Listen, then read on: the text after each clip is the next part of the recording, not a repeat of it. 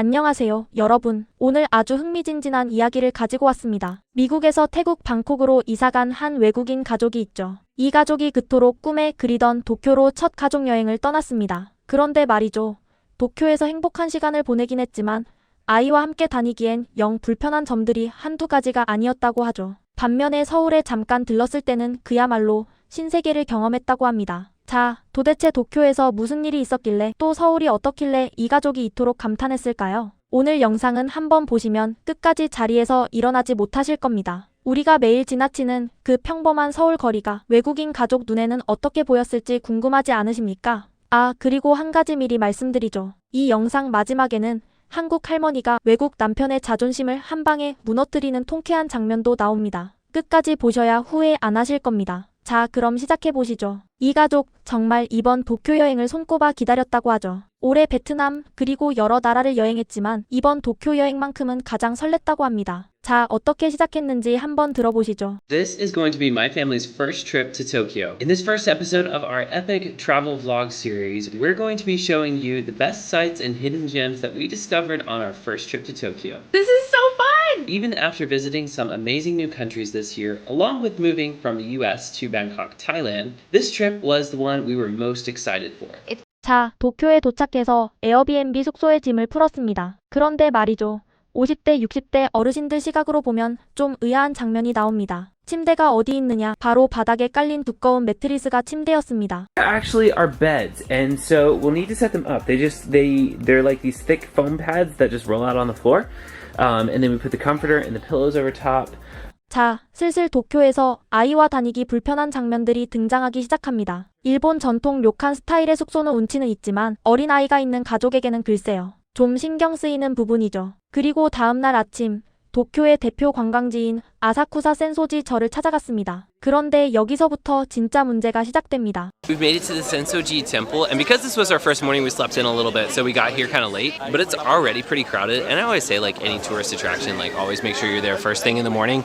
Otherwise, it will be crowded like this. 자, 보십시오. 아침부터 이렇게 사람이 미어터지는 곳에 아이를 데리고 다니려니 얼마나 힘들겠습니까? 우리네 명동이나 인사동도 사람이 많긴 하지만 아사쿠사는 정말 어깨가 부딪힐 정도로 인파가 몰리는 곳으로 유명하죠. 게다가 아이가 좋아할 만한 것도 별로 없어 보였습니다. 결국 부인이 시킨 음식도 아이는 한 입 먹고 뱉어버렸다고 합니다. So, Abby, you've got some... Soba noodles! I got this almost a pancake-looking thing. So it's fried bread, but it has vegetables and chicken on the inside, and it's really good. Liam did not like it. He tried it and spit it out. He tried it. He did good. We'll have to find him something that we know Liam will like. How's your ice? 이거 참 안타까운 장면이죠. 아빠 엄마는 일본 음식을 즐기는데 어린아들 리암은 도통 입에 안 맞는 겁니다. 그리고 이게 끝이 아닙니다. 절 주변 거리는 어떤 상태였을까요? The street leading up to the Sensoji Temple has such cool stores leading up to it, like a good place to get souvenirs and stuff. But like you can kind of see how crowded it is. So I think we're actually just gonna go. Like we bought a couple of things that we wanted to get. We're gonna head away from here because it's just like it's way too crowded. Right now it's 자, 보십시오. 지금은 너무 붐벼서 그냥 떠나기로 했다고 하죠. 이 부분이 정말 핵심입니다. 어렵게 시간 내서 갔는데 사람이 너무 많아서 쇼핑도 제대로 못하고 그냥 발길을 돌렸다는 겁니다. 어르신들도 손주들 데리고 여행 가본 경험 있으시면 다 공감하실 겁니다. 사람이 너무 많으면 아이 잃어버릴까봐 마음 졸이고 유모차는 끌고 다닐 수가 없고 결국 제대로 구경도 못하고 돌아오는 거죠. 그런데 더 큰 문제가 또 있습니다. 일본의 지하철 이것도 만만치 않습니다. we left the park and we learned how to ride the are you struggling? I'm just cold. We learned how to ride the subway, which was fun.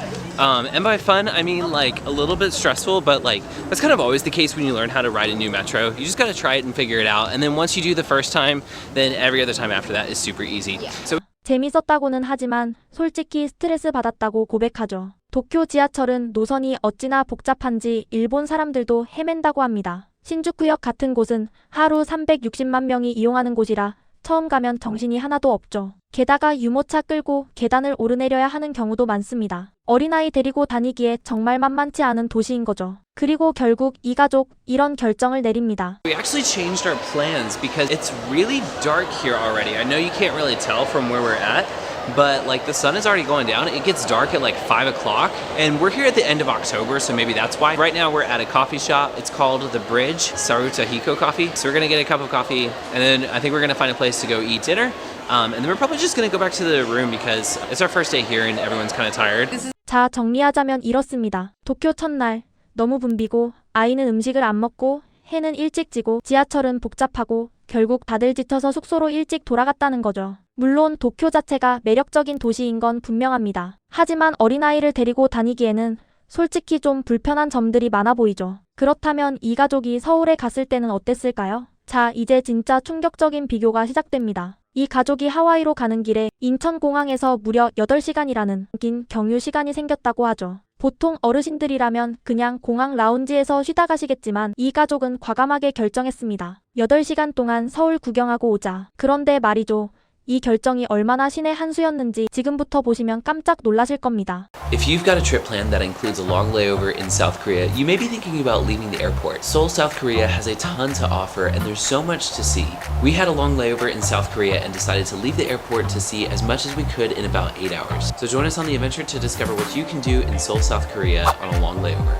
자, 도쿄에서는 지하철 타는 것도 스트레스였다고 했죠. 그런데 서울에서는 어떻게 했을까요? 아주 현명한 선택을 했습니다. So first thing we're doing on this long layover is we are finding our driver. So we're out here at the airport. He gave us instructions and he's gonna pick us up and just drive us around the city all day until it's time to return to the airport. 자, 차 한 대를 통째로 빌려서 가족 단위로 편하게 다닐 수 있게 한 거죠. 도쿄에서 지하철 헤매고 계단 오르내리던 것과는 천지 차이입니다. 그리고 첫 번째 방문지가 어디였을까요? 바로 우리의 자랑 경복궁이었습니다. First place that we have come to is the Gyeongbokgung Palace. I think that I pronounced that right. We're going to explore just a little bit. We're probably not going to spend as much time as you could at this place, which if you just have a long layover and you're doing something like this, it's got to be fast if you want to see more than one thing. And 자, 여기서 정말 중요한 장면이 나옵니다. 도쿄 아사쿠사에서는 사람에 치여서 도망치듯 나왔던 이 가족, 경복궁에서는 어떤 반응을 보였을까요? grounds of this palace are incredible. Like not just the architecture, which is of course like super amazing, but then like the landscaping and the plants and then the layout of the palace is just, it's so cool. It's really great for kids to just be able to explore because like there's no cars here. It's big, it's open. The temperature is so nice. It's so relieving from what we're used to in Thailand, but Liam's just kind of like running all over the place and enjoying it. 여기 정말 주목하셔야 할 대목입니다. 차도 없고 넓고 탁 트여 있어서 아이들이 마음껏 뛰어다닐 수 있다고 감탄하죠. 도쿄 아사쿠사에서는 사람에 치이고 좁은 골목에 갇혀서 도망치듯 떠났는데 서울 경복궁에서는 아이가 자유롭게 뛰어다니며 즐기고 있는 겁니다. 이 차이가 정말 극명하지 않습니까? 게다가 외국인 관광객들에게 인기가 정말 많은 곳이죠. 2026년 들어 한국 관광은 그야말로 인바운드 전성시대를 맞이했고 넷플릭스 K 콘텐츠의 영향으로 서울을 비롯해 제주, 평창, 경주까지 전 세계의 주목을 받고 있습니다. 우리가 평소 무심코 지나치던 경복궁이 외국인들에게는 이렇게 감동을 주는 명소였던 거죠. So this place is really old. It was built in 1395, which makes sense with the architecture.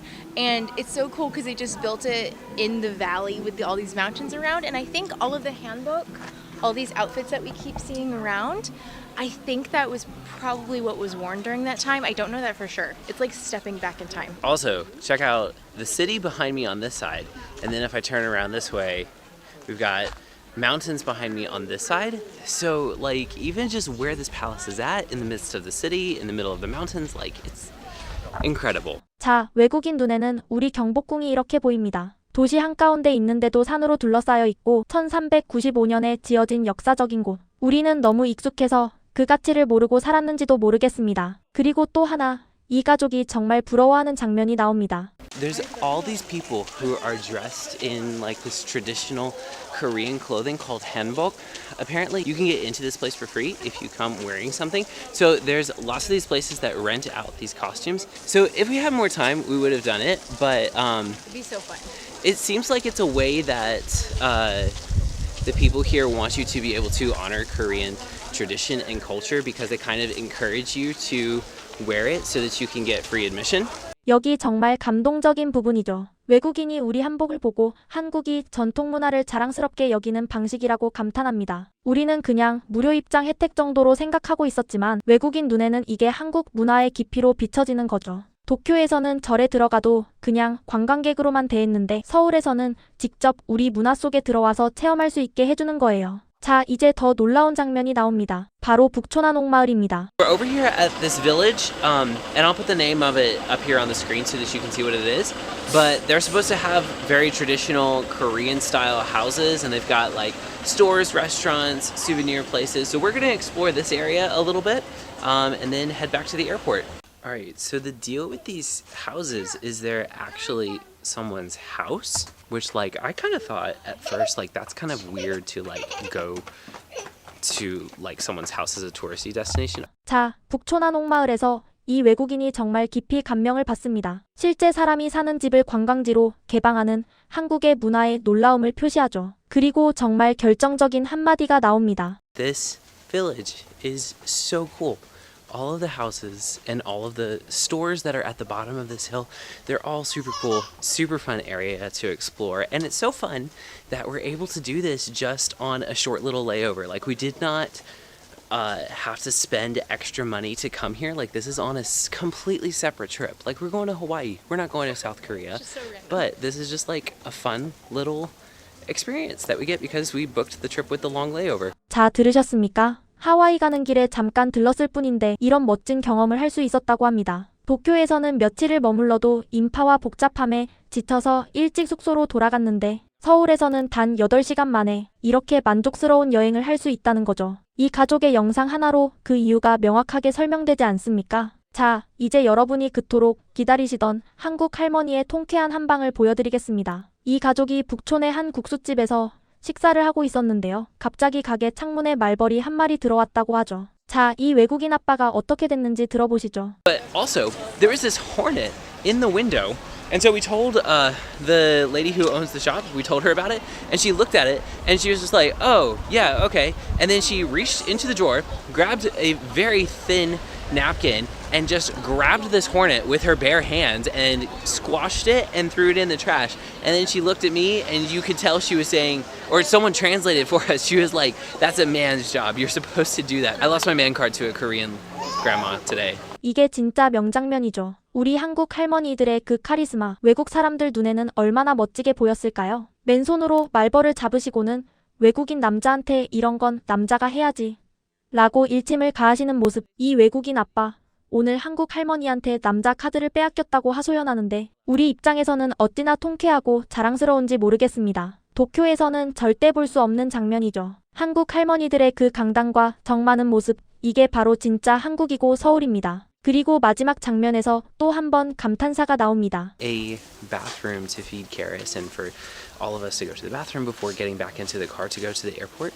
And anyways, in the midst of all of these houses, they actually have a public restroom. So look at how cool this place looks. Like that is probably the coolest public restroom I've ever seen. 자, 이건 정말 자랑스러워해도 됩니다. 내가 본 공중화장실 중 가장 멋진 곳이라는 칭찬. 도쿄에서는 좁고 복잡한 골목에서 화장실 찾기도 힘들었는데 서울 북촌에서는 한옥 사이에 멋진 공중화장실까지 마련되어 있는 거죠. 아이가 있는 가족에게 이런 화장실이 얼마나 중요한지 어르신들도 손주들 데리고 다녀보신 분들은 다 아실 겁니다. 마지막으로 이 외국인 가족이 서울에 대해 어떤 평가를 남겼는지 들어보시죠.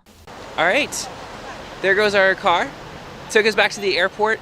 It was a super smooth experience. And we by no means have fully experienced South Korea, but like we did get to experience some of it. And it was a super great way to spend the day. Instead of just sitting at the airport, we got to go and explore a little bit of Seoul. 자, 어떻습니까? 여러분, 이 외국인 가족의 영상을 통해서 도쿄와 서울이 얼마나 다른지 명확하게 보셨죠? 도쿄에서는 분명 멋진 시간을 보냈습니다. 센소지 절도 아름다웠고 라멘도 맛있었습니다. 하지만 솔직히 말하면 어린아이를 데리고 다니기에는 너무 사람이 많고 골목은 좁고 지하철은 복잡하고 결국 첫날부터 지쳐서 일찍 숙소로 돌아갔다는 거죠. 반면에 서울은 어땠습니까? 단 8시간이라는 짧은 시간이었음에도 불구하고 경복궁에서는 아이가 마음껏 뛰어다닐 수 있었고 한옥마을에서는 멋진 공중화장실까지 갖춰져 있었습니다. 그리고 무엇보다도 우리 한국 할머니의 통쾌한 한방. 이 외국인 가족에게 가장 인상 깊었던 순간은 바로 한국 사람들의 그정 많고 강단 있는 모습이었던 거죠. 여러분, 우리가 그동안 너무 익숙해서 잊고 있었던 우리 서울의 매력. 외국인들 눈에는 도쿄보다 훨씬 살기 좋고 다니기 편하고 따뜻한 도시로 비춰지고 있다는 사실 정말 자랑스럽지 않습니까? 2026년 현재 서울 관광의 키워드는 라이프스타일 체험으로 요약되고 명동의 화려함이 줄어든 자리를 성수동의 개성과 한강의 여유가 채우고 있습니다. 서울은 이제 단순한 여행지가 아니라 전 세계인이 주목하는 도시가 되고 있죠. 오늘 영상이 재미있으셨다면 좋아요와 구독 꼭 부탁드립니다. 다음 영상에서는 더 흥미진진한 이야기로 찾아뵙겠습니다. 감사합니다.